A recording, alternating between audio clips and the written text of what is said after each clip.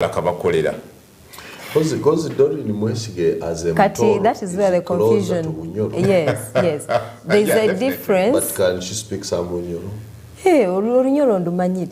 No rumanyire. Kandi okuru no rubaza. Twena twine mpako abanyoro beine mpako akiki amoti aboli abantu ba bunyoro nywena ntubagonza mwebale korora Baba TV. Oboti mwena, oboti nywena, oboti kunwa.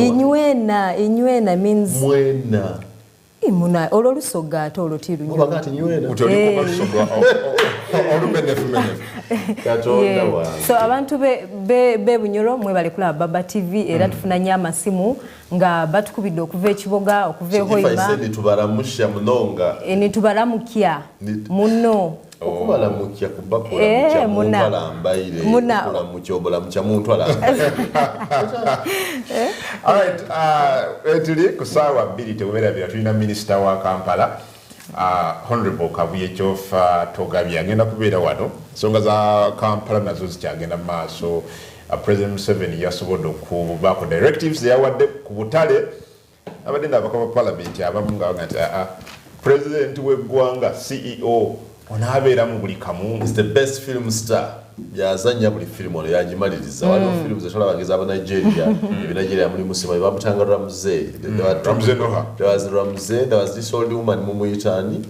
Patience Ozuku, and then there was another girl. Genevieve Naji, the dark one. Mubuli film ngababeeramu. So film ya Mwami Museveni every film oba biri mu butale abeera oba bya amasomero agibeera muri kimu and the last and the best film star. And I think that makes him one of the most competent presidents. Because ali mu bantu kubanga buli kimu kyonna kitandika naawe nekiggwa naawe. Not at all. From leadership, if you cannot delegate and everything has to wait for you to be solved, then you are not a perfect leader. But we are talking about a visionary leader, as they call him. If your vision is not shared, then it's not a vision. Adam, I want to agree with Simon that a good leader must have structures in place that govern buli kimu. In case of your absence, boba toliwo olina okubeera sure nti buli kimu kitambula. Olina okubeera with the abilities to identify good leaders. Because as a visionary leader, as if yesterday's president was another one, so that this one is solving what the other one made. I'm speaking the president from the view of the people that regard him as Sabalwani, most visionary, and all sorts of names. Look at the issue of the that's market. How they see him. Look at the issue of the market specifically. First of all, you'd have asked, how did we get here? Entalo ziri mu butale mu Kampala. Wino katale ka Kiseka n'abalala zaatuuka zitya wano wetuli era we zaatandikira. Who was president? Him. Where was he when they were cropping up? Well, that when he comes to solve today, you clap for him. He was part of the process that started the cause, this kind of problem. He's only becoming a late solution to that problem. Because he knew. Actually, this woman called Kushabo, you know, Baganti Amange Gonagabade president, Nsenjone president, his excellency, it has a sequati wako, Biona Avanda Fuse, Jizunga Subzibaka Wagamba, Kushaba to because Amanya got your president. So if the same president comes up, I take a KCCA. Where is KCCA in all this? For that one, Mr. 7, Adam, I disagree. Adam, where is KCCA in this when the president is coming out to give new directives? Where is KCCA in all this? Now, you are now answering the problem. That's where the problem is. That instead of us seeing the institution of KCCA handle this problem from start to the end, we see that abali mukatale badise basola gonda biragiro bya KCCA. All of our goals are president. You get it. That's the nature of the people we have. The institutions don't matter. The individual matters. You cannot call that good leadership. Honestly, not at all. That one still we can debate it, but maybe what I want to argue with both of you is that we need to expand it. President Museveni has become literally everything in this country. The buck begins and ends with him. Bwetuba n'ekizibu kya COVID mu ggwanga lya Uganda ne Ebola, that eggwanga lirina institutions ezikola ne structure ezikola olina minisita w'ebyobulamu balinga ndooza basatu, ministry number, olina abakulembeze by'ebyobulamu ku district n'ewalala, but it has been taking the president okuvaayo ku Ebola ndooza mu wiiki emu yavaayo emirundi ebiri oba esatu. So my view would be in countries where systems work, n'ekigambo kya minister kyandibadde equally taken with the same amounts nga president ayogedde on certain issues in the country that we have not seen happen. And I'm just afraid, Mwami Muyanga. What you need to examine there are two things. I do not want to blame Mr. Museveni entirely. There are two things. One, perhaps the people given the duty to manage these institutions have not impressed the president that they can manage them well. Which president is the appointing authority, Simon? Yes. Now that goes to him. Yes. It's the appointing authority. Yeah. So if he appoints incompetent people, it goes back to him. Yes, because you have the... Sometimes it is the absence that the institution you expect to be playing a key role is actually absent. I don't agree. And the president has to come in. No, I don't agree.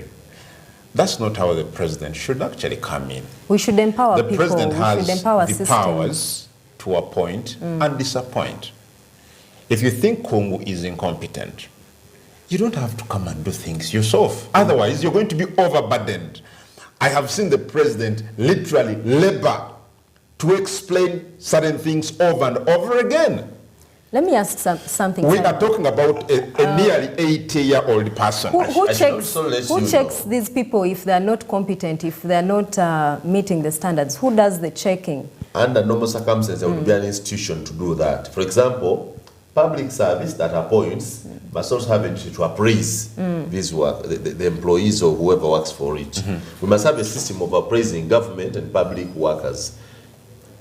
If the system is not there, then everybody is simply working to please the eye of one man, Yoweri Kaguta Museveni. That if you do it and it's right in the eyes of Yoweri Museveni, the institutions don't matter. If people are reporting and accounting to institutions that I must do what the public service law says, it will be a different story. So this one, and I believe when Mr. Museveni leaves, the burden of reorganizing our country, rebuilding the infrastructure that has been destroyed will be a costly one. Costly. So for me, the take home I pick from this is to empower institutions and empower whoever we put in place. We don't just... so I didn't take was empowering. Appointing authority? Yeah, but do you still have a chance to rectify what could have gone wrong? I think it is not late. It's not yet late. We have overcried systems, Mugante, Zikola, but do we still have an opportunity as a country to fix the problem now that we have identified Yes, there is always a second chance. God offers second chances. There are two opportunities we have. One is getting a new leader. Isn't the new leader going to inherit the same? Isn't he going to have a lot of sorting to do before even I've said comes up with his own strategy? That if, for example, who are the probable leaders, successors of Museveni we have? Let's look at one by one. If Bobi Wine was speaking policy shifts, policy changes, I'd support him 100%. Ngagati bwenzija mu bukulembeze ntereza kino ntereza kino ntereza kino policy shifts. Wali obuzibwa nti the opposition that we have always points to the person of the president. Akoze kino kimulemye bino bimulemye. They don't tell us what they're going to do without telling us what you will do, right? They don't tell us their plan. That's one. If I heard Mr. Muhoozi Kainerugaba, MK, speak with recognition of the ills of his father, I hope that if I come, I will do this better. I will support Muhoozi. I agree with you. You understand? If Mr. Museveni today says, yes, fine, I've realized I can rebrand myself, deal with the corrupt completely, that he failed completely. Allow institutions to take their part. I would support Mr. Museveni. And you see, that's where I disagree. In the absence that none of the three speaks what I want to hear. That's where I disagree. Myself. Yes, that's where I disagree with you. Where? I don't think and you see that's the problem we have had as a country. We think that to change things, you need to be president. Partly, yes, partly, no. And that's how we have lost Amagi's government under Dr. Kizza Besigye. And I've argued this. Dr. Besigye is one of the most patriotic leaders Uganda has ever had. But for the last 20 or so years, we have not benefited from, we have not tapped into his experience, into his knowledge, and stuff like that. We recognize them when Just they are what gone. When they are what dead, policy- What policy alternatives has Dr. Besigye given? On what? Well, Where? tujja biraba nga agenze. Ani bw'anaaba ng'avuddewo Ani lwe tujja okulaba ebirungi by'abadde ayagala otukolera by'abadde ateeseza eggwanga. Simon ndeka nenga kibeerawo ekyo bulijjo tulaba ebirungi by'omuntu nga takyali naffe ne tumutendereza ne tumuwandiikako mu mawulire ne tumwebaza bannanga abadde muntu mulungi abadde visionary abadde asobola kino na kino naye ng'ate Adam I agree with you olaba ng'ono omusajja wa poliisi eyavuddeyo n'agamba nedda bakama bange be bakoze si biwagira si bituufu nze guno omusango kangugoberere that Kopolo his name is Kopolo Obo yes he did something extraordinary Pray for him that he is not killed. you think there might be some revenge of a sort? You embarrass your bosses to that extent? I mean he's that one good person. Your bosses in a robbery racket? Simon, your bosses? Simon, that shows you that all hope is not lost. That one person can come out and stand for the truth, despite the system that we're saying the system is not right, things have failed here and there. If one person can stand up for the truth, I think there is hope in this in humanity. Baba TV tulikubita bitamu bikulu ebiri mu mbeera. Waliwo omusaadha omupoliisi bali kwogerako. Eyaboyine mbu sitologi gituwaire bulungi. Omusajja ono omupoliisi yali keesi ya Victoria Sugar driver yali atwala sente it was about 75 million nga ayina gyazitwanduza yali azitwala mu bank dereva atwesende ku factory atwala mu bank abapoliisi bakolagana naye ne driver okutwala sente ezo okuzibba yes kati ono omusajja ono Obo Kopolo Obo akinoonyerezaako ayagala kumanya abantu ababbye sente zino baani oba adiiba daabulawo baani kati agenda anoonyereza ku kyalo afuna evidence from abatuuze nga bamugamba nedda naye ffe bwe twadde tulaba ba eyewitnesses bamugee twadde tulaba gaayo nga muteekako empingu yabadde aseka ndooza aliwo yabadde ali at a distance alaba ebigenda mu maaso ng'aseka abamuteekako empingu ng'aseka ne bagamba waliwo awo ebirumira so omusajja nayongera n'anoonyereza n'abatrailinga n'abasanga in a certain bar nga balina ekisawo kya ssente it was a racket of about 5 people abasanga ajja abakwata abateekako empingu abagamba boss you are under arrest abateekako empingu say that again boss you are under arrest amuteekako empingu asooka n'owokubiri amuteekako empingu akubira abateekako empingu akubira abakulira mu region territorial police area amukubira babanona babatwalira kabangali no driver naye yabadde gwe batadde camping naye ne bamutwala so omukulu ennanga yazze n'akyogerako that case ends there. I can now bet that case ends there. It's going to die too. This money, 75 million shillings, is not going to be returned to Victoria University because it's going to be held at police as Exhibit 3 in the next 6 months. That money will also be stolen. 4, that man will be demoted or killed. Or probably will be demoted or killed. 5. Simon, are you not being pessimistic? You are biased. Because I thought we should give chance to the law to take its course. Ask Kenang about the same case 3 months ago and give me a report. Be a good journalist. You can not somewhere. 3 months after, here, go and interview Enanga again about that same call. I know his answer. To Chano Nyereza. Kale. Ebyo nebirala bingi wano kuganga muka. Kwetuli Simon Muyanga Lutaaya Doryn Mwesige nga tukuba torch mu nsonga ez'enjawulo nga bw'oziwulira aliwo wano mwebamita Sentongo Abdunuru Kyamundu bweyogera ekibiina ekimu ku ebyo ebiri ku oluvuganya gavumenti ekya Justice Forum agaye Kungu Simon Muyanga mutuufu nnyo poliisi ebyokunoonyeza byayo twabimanyiira and I'm wondering Doryn lwaki in fact when police says we are investigating what we know now what it has become is that it is the only way of dealing with public anger it's the only way of driving us away to the crowd following our answer say the matter is now under investigation and it stays under investigation forever. God knows when. Why Sunday, by the way, not tell you on Sunday, Sunday morning, Sunday night, yes, Saturday night, leading to Sunday morning. Kuchale waife na mulesa. Abataka kuchalo. Babenaba bitu bainaba ibi balebena abayibi. Muna abantu kyebakola babona munzikiza bategeera abayibi agema ku omwe bimula. Yayogera bayina ati banayi bali omu balamba ile.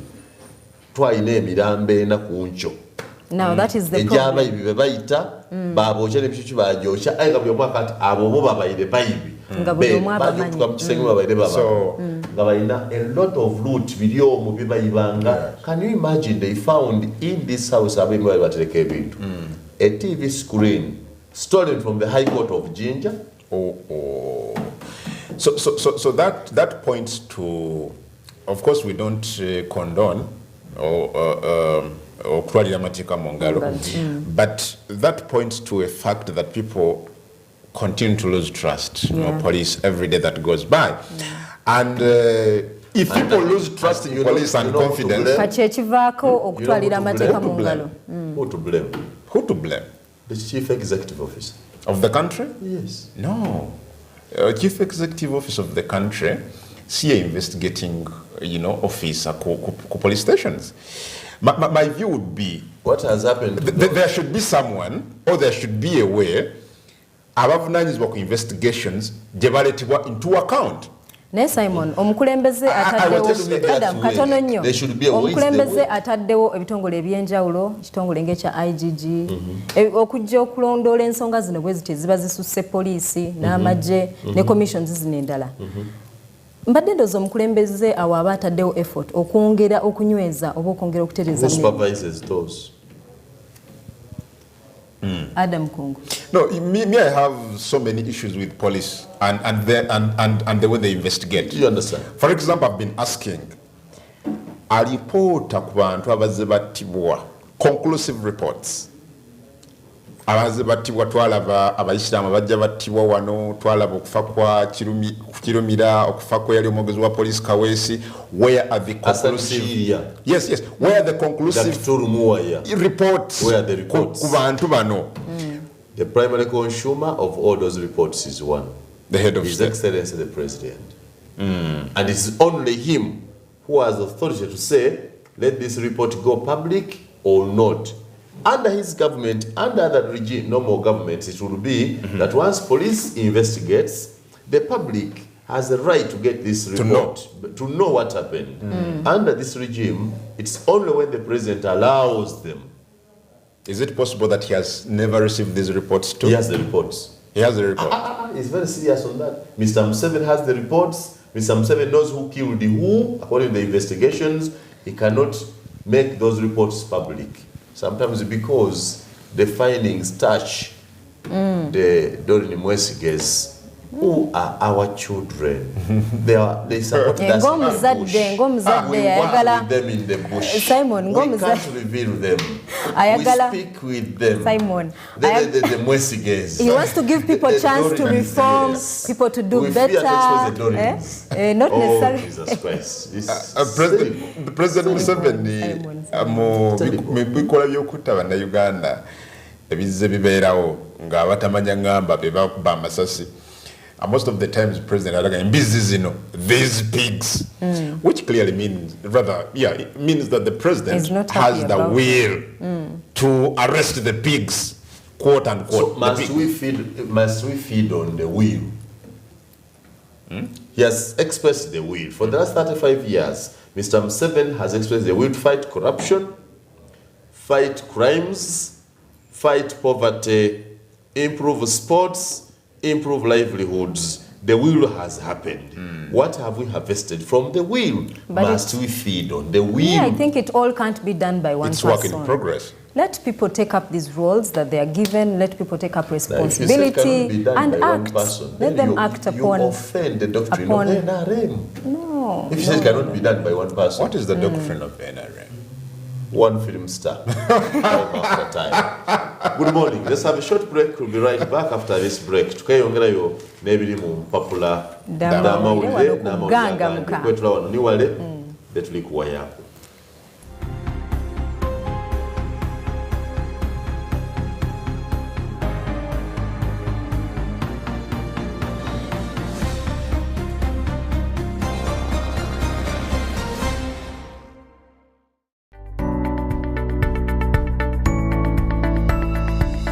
Enoni Baba TV obusoga bula